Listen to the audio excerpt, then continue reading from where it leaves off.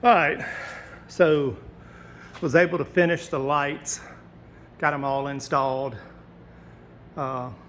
Looks much cleaner than, these things hanging up there. They took up a lot of space, and I've already talked about how much heat they put off in the last video. I don't know if it was contributing to the overall heat of the shop a lot, but I know that when you walked under them or stood under them, man, you could really feel the heat coming off of them. So it's a lot brighter in here. The LEDs, look a lot brighter. They're going to use, just 80% less power. When I'm out here, these big things, they suck some juice.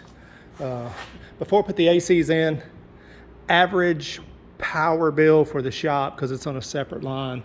When I'm out here working, on the weekends, fooling around, sometimes I'd open the doors, wouldn't turn the lights on, but,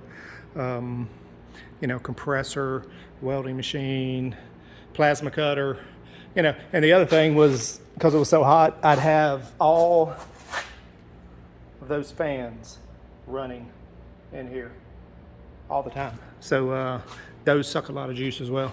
So pretty happy with the way the lights turned out. I bought these things online. The name of the company was, here's the box. Let's see. They advertise them on, what does that say? Advertise these on Facebook a lot. Shop lights.